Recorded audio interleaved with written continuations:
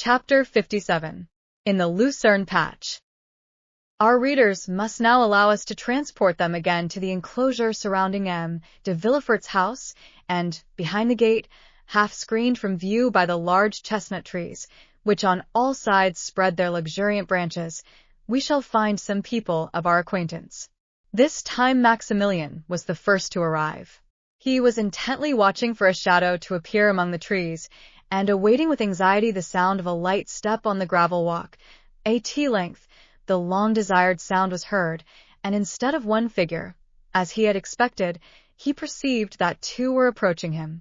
The delay had been occasioned by a visit from Madame Danglars and Eugénie, which had been prolonged beyond the time at which Valentine was expected.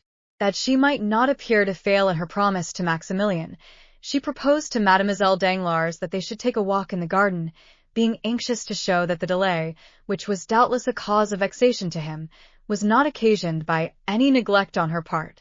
The young man, with the intuitive perception of a lover, quickly understood the circumstances in which she was involuntarily placed, and he was comforted.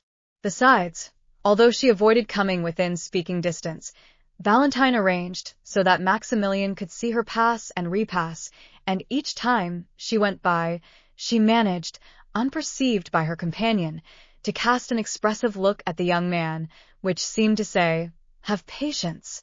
You see, it is not my fault." And Maximilian was patient, and employed himself in mentally contrasting the two girls, one fair, with soft languishing eyes, a figure gracefully bending like a weeping willow, the other a brunette, with a fierce and haughty expression, and as straight as a poplar. It is unnecessary to state that, in the eyes of the young man, Valentine did not suffer by the contrast. In about half an hour the girls went away, and Maximilian understood that Mademoiselle Danglars' visit had at last come to an end. In a few minutes Valentine re-entered the garden alone. For fear that anyone should be observing her return, she walked slowly, and instead of immediately directing her steps towards the gate, she seated herself on a bench, and, carefully casting her eyes around, to convince herself that she was not watched, she presently arose and proceeded quickly to join Maximilian. "Good evening, Valentine," said a well-known voice. "Good evening, Maximilian. I know I have kept you waiting, but you saw the cause of my delay." "Yes, I recognized Mademoiselle Danglars. I was not aware that you were so intimate with her." "Who told you we were intimate, Maximilian?" "No one, but you appeared to be so. From the manner in which you walked and talked together, one would have thought you were two schoolgirls telling your secrets to each other." "We were having a confidential conversation," returned Valentine.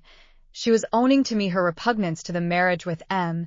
de Morcerf, and I, on the other hand, was confessing to her how wretched it made me to think of marrying M. d'Épinay.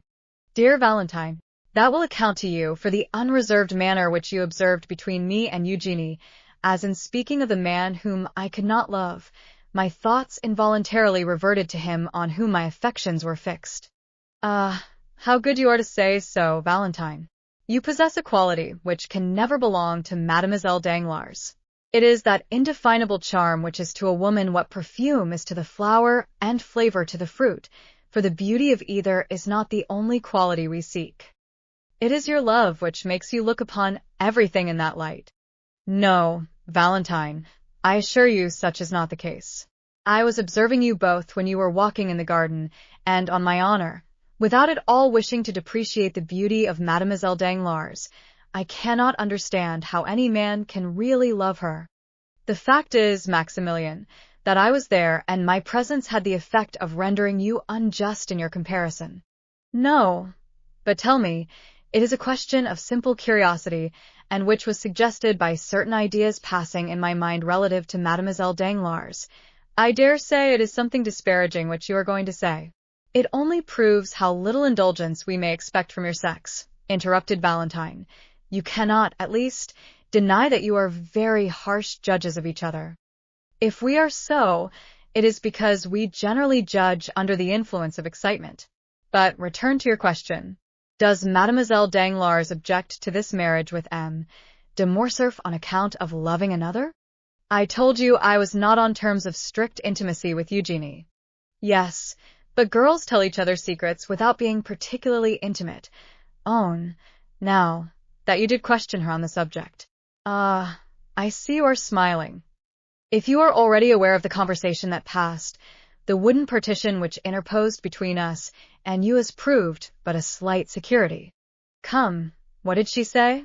She told me that she loved no one, said Valentine, that she disliked the idea of being married, that she would infinitely prefer leading an independent and unfettered life, and that she almost wished her father might lose his fortune, that she might become an artist, like her friend, Mademoiselle Louise d'Armilly. You see. Well, what does that prove? Asked Valentine. Nothing, replied Maximilian. Then why did you smile? Why, you know very well that you are reflecting on yourself, Valentine. Do you want me to go away? No. But do not let us lose time. You are the subject on which I wish to speak. True, we must be quick, for we have scarcely 10 minutes more to pass together. Ma foi, said Maximilian in consternation. Yes, you are right. I am but a poor friend to you. What a life I cause you to lead, poor Maximilian, you who are formed for happiness. I bitterly reproach myself, I assure you. Well, what does it signify, Valentine, so long as I am satisfied, and feel that even this long and painful suspense is amply repaid by 5 minutes of your society, or 2 words from your lips. And I have also a deep conviction that heaven would not have created 2 hearts, harmonizing as ours do, and almost miraculously brought us together, to separate us at last. Those are kind and cheering words. You must hope for us both, Maximilian. That will make me at least partly happy. But why must you leave me so soon? I do not know particulars. I can only tell you that Madame de Villefort sent to request my presence, as she had a communication to make on which a part of my fortune depended. Let them take my fortune. I am already too rich, and, perhaps, when they have taken it, they will leave me in peace and quietness. You would love me as much if I were poor, would you not, Maximilian? Oh, I shall always love you. What should I care for either riches or poverty, if my Valentine was near me, and I felt certain that no one could deprive me of her?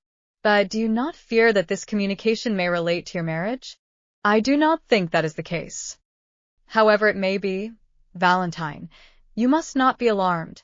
I assure you that, as long as I live, I shall never love anyone else. Do you think to reassure me when you say that, Maximilian? Pardon me, you are right. I am abroad. But I was going to tell you that I met M. de Morcerf the other day. Well, Monsieur Franz is his friend, you know. What then? Monsieur de Morcerf has received a letter from Franz, announcing his immediate return. Valentine turned pale, and leaned her hand against the gate. Ah, heavens, if it were that! But no, the communication would not come through Madame de Villefort. Why not? Because, I scarcely know why, but it has appeared as if Madame de Villefort secretly objected to the marriage, although she did not choose openly to oppose it. Is it so? Then I feel as if I could adore Madame de Villefort. Do not be in such a hurry to do that, said Valentine, with a sad smile. If she objects to your marrying M. d'Épinay, she would be all the more likely to listen to any other proposition. No, Maximilian, it is not suitors to which Madame de Villefort objects, it is marriage itself. Marriage? If she dislikes that so much, why did she ever marry herself? You do not understand me, Maximilian. About a year ago, I talked of retiring to a convent. Madame de Villefort, in spite of all the remarks which she considered it her duty to make, secretly approved of the proposition. My father consented to it at her instigation, and it was only on account of my poor grandfather that I finally abandoned the project. You can form no idea of the expression of that old man's eye when he looks at me, the only person in the world whom he loves, and, I had almost said, by whom he is beloved in return. When he learned my resolution, I shall never forget the reproachful look which he cast on me, and the tears of utter despair which chased each other down his lifeless cheeks. Ah, Maximilian, I experienced at that moment such remorse for my intention, that, throwing myself at his feet, I exclaimed, "Forgive me, pray forgive me, my dear grandfather. They may do what they will with me, I will never leave you." When I had ceased speaking, he thankfully raised his eyes to heaven, but without uttering a word. Ah, Maximilian, I may have much to suffer, but I feel as if my grandfather's look at that moment would more than compensate for all. Dear Valentine, you are a perfect angel, and I am sure I do not know what I, sabering right and left among the Bedouins, can have done to merit your being revealed to me, unless, indeed, heaven took into consideration the fact that the victims of my sword were infidels. But tell me what interest Madame de Villefort can have in your remaining unmarried? Did I not tell you just now that I was rich, Maximilian, too rich? I possess nearly 50,000 livres in right of my mother. My grandfather and my grandmother, the Marquis and Marquise de Saint-Méran, will leave me as much, and M. Noirder evidently intends making me his heir. My brother Edward, who inherits nothing from his mother, will, therefore, be poor in comparison with me. Now, if I had taken the veil, all this fortune would have descended to my father, and, in reversion, to his son. How strange it seems that such a young and beautiful woman should be so avaricious. It is not for herself that she is so, but for her son, and what you regard as a vice becomes almost a virtue when looked at in the light of maternal love. But could you not compromise matters and give up a portion of your fortune to her son? How could I make such a proposition, especially to a woman who always professes to be so entirely disinterested? Valentine, I have always regarded our love in the light of something sacred. Consequently, I have covered it with a veil of respect and hid it in the innermost recesses of my soul. No human being, not even my sister, is aware of its existence. Valentine, will you permit me to make a confidant of a friend and reveal to him the love I bear you? Valentine started. A friend, Maximilian, and who is this friend? I tremble to give my permission. Listen, Valentine. Have you never experienced for anyone that sudden and irresistible sympathy which made you feel as if the object of it had been your old and familiar friend, though, in reality, it was the first time you had ever met? Nay, further, have you never endeavored to recall the time, place, and circumstances of your former intercourse, and failing in this attempt, have almost believed that your spirits must have held converse with each other in some state of being anterior to the present, and that you are only now occupied in a reminiscence of the past? Yes. Well, that is precisely the feeling which I experienced when I first saw that extraordinary man. Extraordinary, did you say? Yes. You have known him for some time, then? Scarcely longer than 8 or 10 days. And do you call a man your friend whom you have only known for 8 or 10 days? Maximilian, I had hoped you set a higher value on the title of friend. Your logic is most powerful, Valentine, but say what you will, I can never renounce the sentiment which has instinctively taken possession of my mind. I feel as if it were ordained that this man should be associated with all the good which the future may have in store for me, and sometimes it really seems as if his eye was able to see what was to come, and his hand endowed with the power of directing events according to his own will. He must be a prophet, then, said Valentine, smiling. Indeed, said Maximilian, I have often been almost tempted to attribute to him the gift of prophecy. At all events, he has a wonderful power of foretelling any future good. Said Valentine in a mournful tone.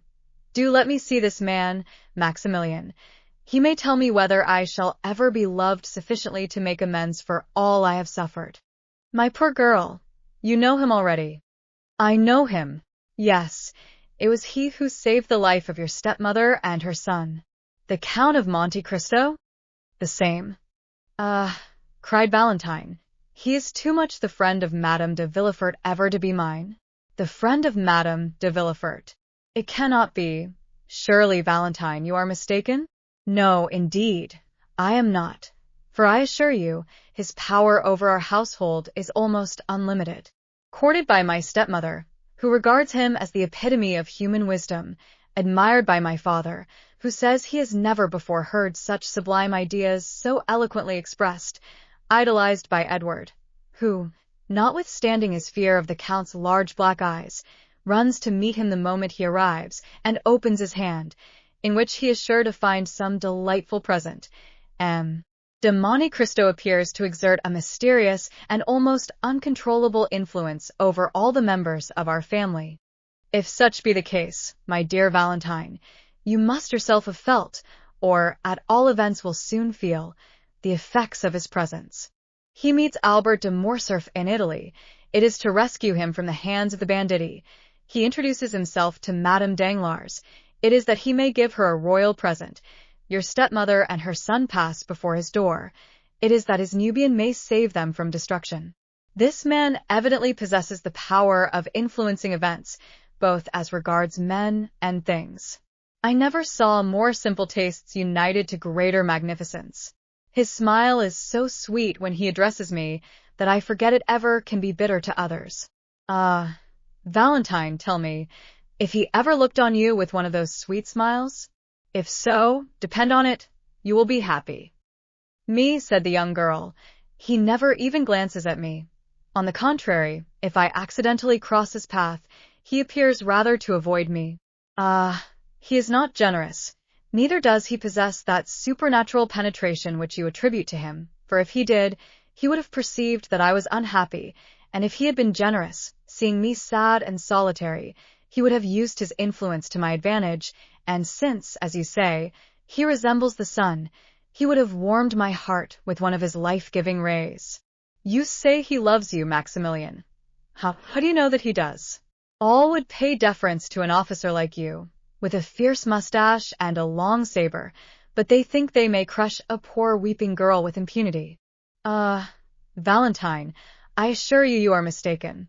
If it were otherwise, if he treated me diplomatically, that is to say, like a man who wishes, by some means or other, to obtain a footing in the house, so that he may ultimately gain the power of dictating to its occupants, he would, if it had been but once, have honored me with the smile which you extol so loudly.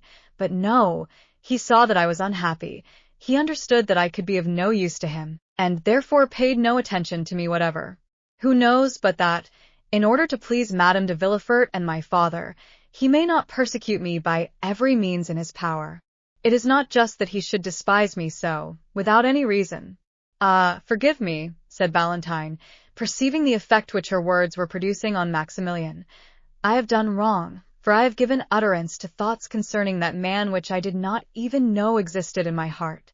I do not deny the influence of which you speak, or that I have not myself experienced it, but with me it has been productive of evil rather than good.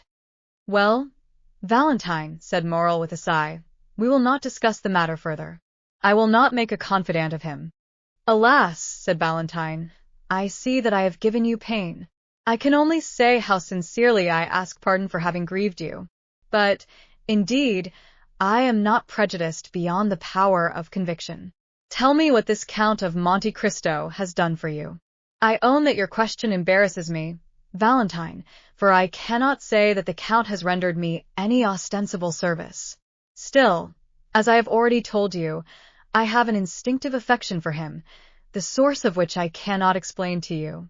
Has the sun done anything for me? No. He warms me with his rays, and it is by his light that I see you, nothing more. Has such and such a perfume done anything for me? No, its odor charms one of my senses. That is all I can say when I am asked why I praise it. My friendship for him is as strange and unaccountable as his for me. A secret voice seems to whisper to me that there must be something more than chance in this unexpected reciprocity of friendship. In his most simple actions, as well as in his most secret thoughts, I find a relation to my own. You will perhaps smile at me when I tell you that, ever since I have known this man, I have involuntarily entertained the idea that all the good fortune which has befallen me originated from him. However, I have managed to live 30 years without this protection, you will say, but I will endeavor a little to illustrate my meaning. He invited me to dine with him on Saturday, which was a very natural thing for him to do. Well, what have I learned since? That your mother and M. de Villefort are both coming to this dinner. I shall meet them there, and who knows what future advantages may result from the interview. This may appear to you to be no unusual combination of circumstances. Nevertheless, I perceive some hidden plot in the arrangement, something, in fact, more than is apparent on a casual view of the subject. I believe that this singular man, who appears to fathom the motives of everyone, has purposely arranged for me to meet M. and Madame de Villefort, and sometimes, I confess, I have gone so far as to try to read in his eyes whether he was in possession of the secret of our love. My good friend, said Valentine, I should take you for a visionary, and should tremble for your reason, if I were always to hear you talk in a strain similar to this. Is it possible that you can see anything more than the merest chance in this meeting? Pray reflect a little. My father, who never goes out, has several times been on the point of refusing this invitation. Madame de Villefort, on the contrary, is burning with the desire of seeing this extraordinary nabob in his own house. Therefore, she has with great difficulty prevailed on my father to accompany her. No, no, it is as I have said, Maximilian. There is no one in the world of whom I can ask help but yourself and my grandfather, who is little better than a corpse. No support to cling to but my mother in heaven. I see that you are right, logically speaking, said Maximilian, but the gentle voice which usually has such power over me fails to convince me today. I feel the same as regards yourself, said Valentine, and I own that if you have no stronger proof to give me. I have another, replied Maximilian, but I fear you will deem it even more absurd than the first. So much the worse, said Valentine, smiling. It is, nevertheless, conclusive to my mind. My 10 years of service have also confirmed my ideas on the subject of sudden inspirations, for I have several times owed my life to a mysterious impulse, which directed me to move at once either to the right or to the left, in order to escape the ball, which killed the comrade fighting by my side, while it left me unharmed. Dear Maximilian, why not attribute your escape to my constant prayers for your safety? When you are away, I no longer pray for myself, but for you. Yes, since you have known me, said Morrel, smiling, but that cannot apply to the time previous to our acquaintance, Valentine. You are very provoking, and will not give me credit for anything, but let me hear this second proof, which you yourself own to be absurd. Well, look through this opening, and you will see the beautiful new horse which I rode here. Ah, what a beautiful creature, cried Valentine. Why did you not bring him close to the gate, so that I could talk to him and pat him? He is, as you see, a very valuable animal, said Maximilian. You know that my means are limited, and that I am what would be designated a man of moderate pretensions. Well, I went to a horse dealer's, where I saw this magnificent horse, which I have named Medea. I asked the price. They told me it was 4,500 francs. I was, therefore, obliged to give it up, as you may imagine, but I own I went away with rather a heavy heart, for the horse had looked at me affectionately, had rubbed his head against me, and, when I mounted him, had pranced in the most delightful way imaginable, so that I was altogether fascinated with him. The same evening some friends of mine visited me, M. de Chateaurenaud, M. de Bray, and 5 or 6 other choice spirits, whom you do not know even by name. They proposed a game of billard.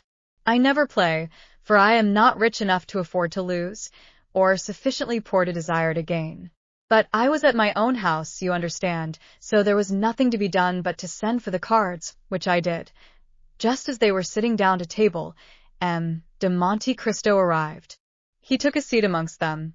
They played, and I won.